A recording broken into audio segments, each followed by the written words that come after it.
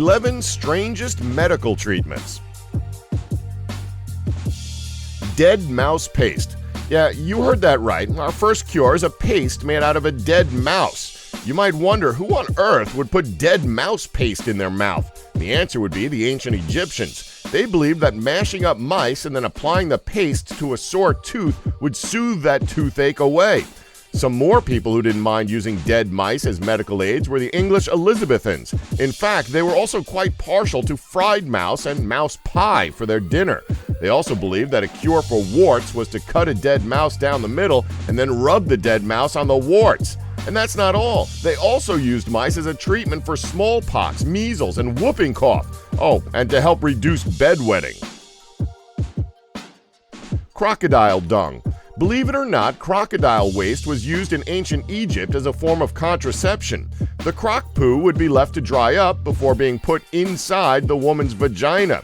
As the temperature of her body warmed up the waste, making it soft, it would create a barrier inside of her that would supposedly keep all the sperm from getting to where they wanted to go.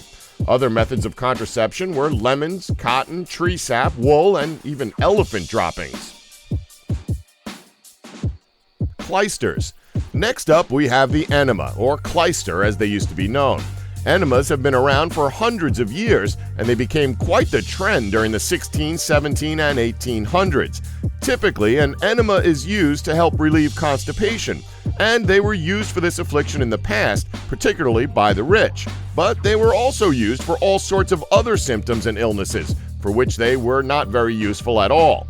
A clyster would have been made from warm water and salt, soap, or baking soda. Herbs, bran, coffee, chamomile, or honey were sometimes added too. It was the treatment of choice for rich hypochondriacs, who were prone to using them a number of times a day. France's King Louis XVI is thought to have had over 2,000 enemas while he was king.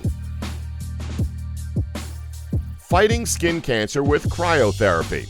Although cryogenics sounds like something from a science fiction movie, the technique of using very low temperature to cure diseases is being trialed as we speak, particularly in the fight against skin cancer. Liquid nitrogen is applied to the skin via a cotton swab, and the cancerous cells are effectively freeze-burned off. Because the skin is destroyed, it cannot be used for biopsy, and the area becomes blistered and painful after the treatment. It's also likely to scar. But this is neither here nor there when you're talking about a successful cancer treatment. Medicinal leeches. You've probably all heard that leeches were a staple choice for medieval doctors when it came to removing the bad blood from patients. Many illnesses were blamed on bad blood, and it was believed that if this blood was taken out of the equation, the patient would recover. Believe it or not, leeches are actually still used in medicine today, most predominantly during reconstructive surgery, where they create a vacuum to aid the circulation of the blood and boost the blood flow into parts of the body that have been attached or altered. Distraction osteogenesis. During the 1950s, Gavril Lazarov, a doctor from the Soviet Union, was the first to use distraction osteogenesis to alter the length of people's bones. It was a technique that involved fracturing the outside layer of bone before using metal braces to stretch the bone apart. This would cause new bone to grow from the fractures, filling the gaps in, when the stretching would begin again in order to promote further growth. Distraction osteogenesis was primarily used to remedy bone defects which occurred at birth, but it wasn't unheard of for people to undergo the process in order to just gain an inch or two. Tiger phallus soup. Chinese medicine is known for its unusual ingredients. Some popular remedies include using snakes, which have been stewed in rice wine to improve your vitality, and snacking on the paw of a bear in order to increase your strength. The Chinese aren't squeamish about using every part of the animal in their medicines either. Believe it or not, tiger penis is a popular soup ingredient thought to make a man more virile. In 1987, it became illegal to trade tiger parts, but poaching remains a problem, and the World Wildlife Fund estimates that there are fewer than 3,200 wild tigers left, and they're all using their paws to cover their crotches. Xeroderma pigmentosum, or vampire syndrome. The sun is an important source of vitamin D for humans, but we all know that overexposure to the sun damages our skin. There are some people, however, who can't tolerate the sun's rays at all and must not allow their skin to be exposed to the sunlight, or else they'll become dangerously burnt and risk their skin breaking down completely. The condition xeroderma pigmentosum affects 1 in every million people, and sufferers have an extremely elevated chance of developing skin cancer. It's caused by a problem in the repair enzymes of those afflicted. These enzymes are used to fix the damage caused by UV rays, and when they don't work correctly, the UV damage gets worse and worse. Treatment is available, but for almost everyone with the condition, the advice is to just avoid sunlight completely, not unlike vampires. Foreign accent syndrome. The accent we speak with generally tells people where we come from. Some people are really good at putting on different accents, others are not so good. But imagine having a condition that makes you speak in an accent that's not your own. It could be from an area that you've never even been to, or it could be a mixture of different accents. You can even adopt a range of accents and swap between them without being able to control yourself. This phenomenon often follows a brain injury or stroke and actually affects the way the sufferer uses their tongue. So it's not just a case of putting on an accent. The only way of remedying the symptom is to engage in speech therapy in order to effectively learn how to speak again.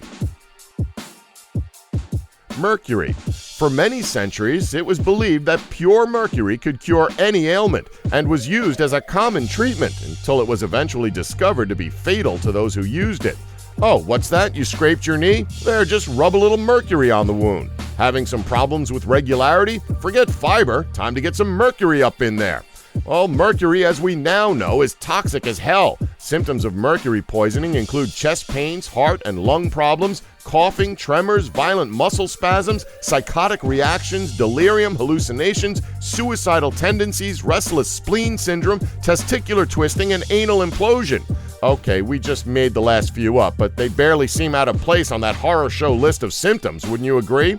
It's a testament to just how cool a substance mercury is that people kept trying to cure any ailments with it for 1,000 years after everybody who ingested it dropped dead. There was a silver lining, though, as it helped to fight the spread of STDs. Mercury was used as a cure for syphilis, and to its credit, the cure usually resulted in one less person with syphilis in the world. You know, because they were dead from the mercury. It's generally believed Mozart was poisoned by mercury-based syphilis cures, which contradicts the film Amadeus, in which he was somehow killed by writing too much music. Heroin. Who would have thought that battling a bad chest cough would be so addictive? Well, you probably don't need us to tell you how addictive and destructive a drug heroin really is, but just in case, heroin, you might want to avoid the stuff. On the upside, it actually does suppress coughs, so if you do decide to become a junkie, at least you'll save on buying Halls. Heroin, by the way, was originally developed by Bayer. You know, those friendly folks behind harmless old aspirin. Oh, and while we're taking on the man, we should also mention that Bayer used to be called IG Farben, a pharmaceutical and chemical conglomerate that allegedly sponsored experiments by Nazi torturers. How is that not the slogan for every single Tylenol ad campaign? Tylenol, the fast-acting pain reliever that has never sponsored Nazi torture camps.